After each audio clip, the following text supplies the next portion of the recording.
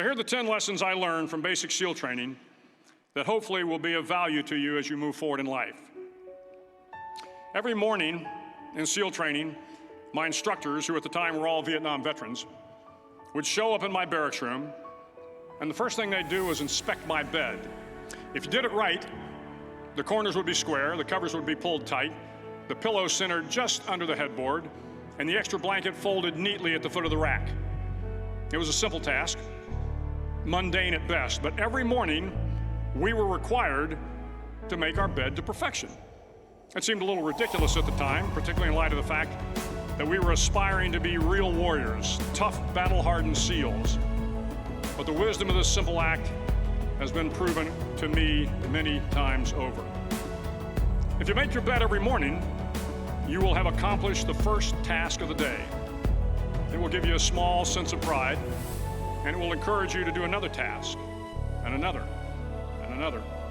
And by the end of the day, that one task completed will have turned into many tasks completed.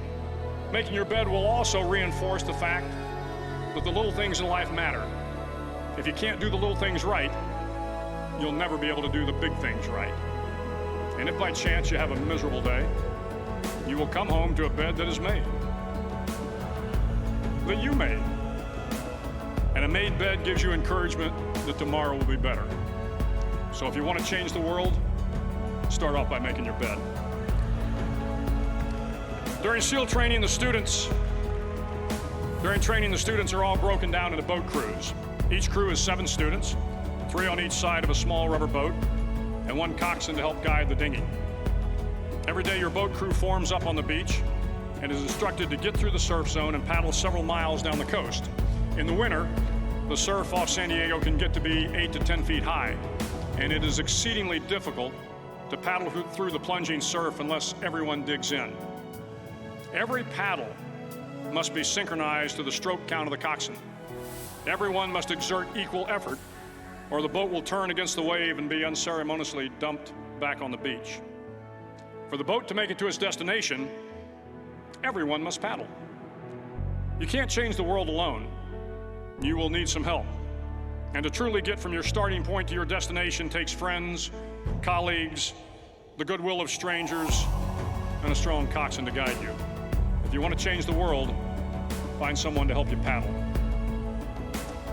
Over a few weeks of difficult training, my SEAL class, which started with 150 men, was down to just 42. There were now 6 boat crews of 7 men each. I was in the boat with the tall guys, but the best boat crew we had was made up of the little guys, the Munchkin crew we called them. No one was over 5'5". The Munchkin boat crew had 1 American Indian, 1 African American, 1 Polish American, 1 Greek American, 1 Italian American, and 2 tough kids from the Midwest. They out-paddled, outran, and out-swam all the other boat crews. The big men in the other boat crews would always make good-natured fun of the tiny little flippers the Munchkins put on their tiny little feet prior to every swim. But somehow these little guys from every corner of the nation and the world always had the last laugh, swimming faster than everyone and reaching the shore long before the rest of us. SEAL training was a great equalizer.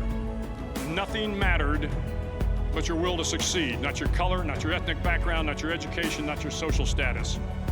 If you want to change the world, measure a person by the size of their heart, not by the size of their flippers. Several times a week, the instructors would line up the class and do a uniform inspection. It was exceptionally thorough. Your hat had to be perfectly starched, your uniform immaculately pressed, your belt buckle shiny and void of any smudges. But it seemed that no matter how much effort you put into starching your hat or pressing your uniform or polishing your belt buckle, it just wasn't good enough. The instructors would find something wrong.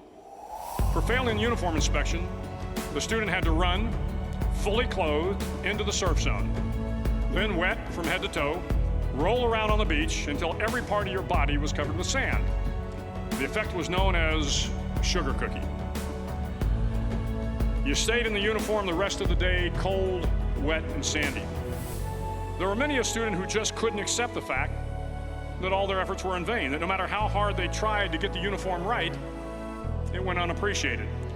those students didn't make it through training. Those students didn't understand the purpose of the drill. You were never going to succeed. You were never going to have a perfect uniform. The instructors weren't going to allow it. Sometimes, no matter how well you prepare or how well you perform, you still end up as a sugar cookie. It's just the way life is sometimes. If you want to change the world, get over being a sugar cookie and keep moving forward. Every day during training, you were challenged with multiple physical events: long runs, long swims, obstacle courses, hours of calisthenics, something designed to test your mettle. Every event had standards, times you had to meet. If you failed to meet those times, those standards, your name was posted on a list, and at the end of the day, those on the list were invited to a circus. A circus was 2 hours of additional calisthenics, designed to wear you down, to break your spirit, to force you to quit. No one wanted a circus. A circus meant that for that day, you didn't measure up. A circus meant more fatigue, and more fatigue meant that the following day would be more difficult and more circuses were likely. But at some time during SEAL training, everyone made the circus list. But an interesting thing happened to those who were constantly on the list. Over time, those students who did 2 hours of extra calisthenics got stronger and stronger. The pain of the circuses built inner strength and physical resiliency. Life is filled with circuses. You will fail. You will likely fail often. It will be painful. It will be discouraging. At times, it will test you to your very core. But if you want to change the world, don't be afraid of the circuses. At least twice a week, the trainees were required to run the obstacle course. The obstacle course contained 25 obstacles, including a 10-foot wall, a 30-foot cargo net, a barbed wire crawl, to name a few. But the most challenging obstacle was the slide for life. It had a 3-level, 30-foot tower at one end and a 1-level tower at the other. In between was a 200-foot long rope. You had to climb the 3-tiered tower, and once at the top, you grabbed the rope, swung underneath the rope, and pulled yourself hand over hand until you got to the other end. The record for the obstacle course had stood for years when my class began in 1977. The record seemed unbeatable until one day a student decided to go down the slide for life head first. Instead of swinging his body underneath the rope and inching his way down, he bravely mounted the top of the rope and thrust himself forward. It was a dangerous move, seemingly foolish and fraught with risk. Failure could mean injury and being dropped from the course. Without hesitation, the student slid down the rope perilously fast. Instead of several minutes, it only took him half that time. And by the end of the course, he had broken the record. If you want to change the world, sometimes you have to slide down the obstacles head first. During the land warfare phase of training, the students are flown out to San Clemente Island, which lies off the coast of San Diego. The waters off San Clemente are a breeding ground for the great white sharks. To pass SEAL training, there are a series of long swims that must be completed. One is the night swim. Before the swim, the instructors joyfully brief the students on all the species of sharks that inhabit the waters off San Clemente. They assure you, however, that no student has ever been eaten by a shark, at least not that they can remember. But you are also taught that if a shark begins to circle your position, stand your ground. Do not swim away. Do not act afraid. And if the shark, hungry for a midnight snack, darts towards you, then summons up all your strength and punch him in the snout, and he will turn and swim away. There are a lot of sharks in the world. If you hope to complete the swim, you will have to deal with them. So if you want to change the world, don't back down from the sharks. As Navy SEALs, one of our jobs is to conduct underwater attacks against enemy shipping.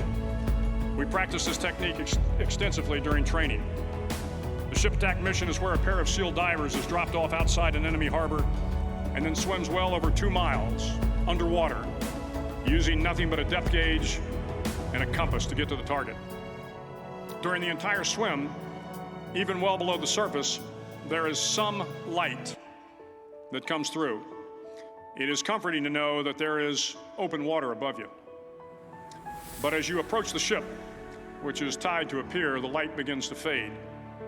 The steel structure of the ship blocks the moonlight. It blocks the surrounding street lamps. It blocks all ambient light. To be successful in your mission, you have to swim under the ship and find the keel, the center line, and the deepest part of the ship. This is your objective. But the keel is also the darkest part of the ship, where you cannot see your hand in front of your face, where the noise from the ship's machinery is deafening, and where it gets to be easily disoriented, and you can fail. Every SEAL knows that under the keel, at that darkest moment of the mission, is a time when you need to be calm, when you must be calm, when you must be composed, when all your tactical skills, your physical power, and your inner strength must be brought to bear. If you want to change the world, you must be your very best in the darkest moments. The 9th week of training is referred to as Hell Week. It is 6 days of no sleep, constant physical and mental harassment, and one special day at the Mud Flats. The Mud Flats are an area between San Diego and Tijuana where the water runs off and creates the Tijuana Sloughs, a swampy patch of terrain where the mud will engulf you. It is on Wednesday of Hell Week that you paddle down to the Mud Flats and spend the next 15 hours trying to survive this freezing cold, the howling wind, and the incessant pressure to quit from the instructors. As the sun began to set that Wednesday evening, my training class, having committed some egregious infraction of the rules, was ordered into the mud. The mud consumed each man till there was nothing visible but our heads. The instructors told us we could leave the mud if only 5 men would quit. Only 5 men, just 5 men, and we could get out of the oppressive cold. Looking around the mud flat, it was apparent that some students were about to give up. It was still over 8 hours till the sun came up. 8 more hours of bone-chilling cold. The chattering teeth and the shivering moans of the trainees were so loud, it was hard to hear anything. And then one voice began to echo through the night. One voice raised in song. The song was terribly out of tune, but sung with great enthusiasm. One voice became 2, and 2 became 3, and before long, everyone in the class was singing. The instructors threatened us with more time in the mud if we kept up the singing, but the singing persisted. And somehow the mud seemed a little warmer, and the wind a little tamer, and the dawn not so far away. If I have learned anything in my time traveling the world, it is the power of hope. The power of one person, a Washington, a Lincoln, King, Mandela, and even a young girl from Pakistan, Malala. One person can change the world by giving people hope. So if you want to change the world, start singing when you're up to your neck in mud. Finally, in SEAL training, there's a bell. A brass bell that hangs in the center of the compound for all the students to see. All you have to do to quit is ring the bell. Ring the bell, and you no longer have to wake up at 5 o'clock. Ring the bell, and you no longer have to be in the freezing cold swims.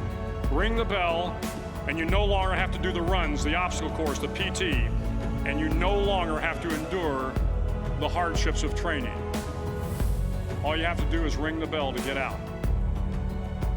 If you want to change the world, don't ever, ever ring the bell. Start each day with a task completed. Find someone to help you through life. Respect everyone. Know that life is not fair and that you will fail often. But if you take some risks, step up when the times are the toughest, face down the bullies, lift up the downtrodden, and never, ever give up. If you do these things, the next generation and the generations that follow will live in a world far better than the one we have today. And what started here will indeed have changed the world for the better.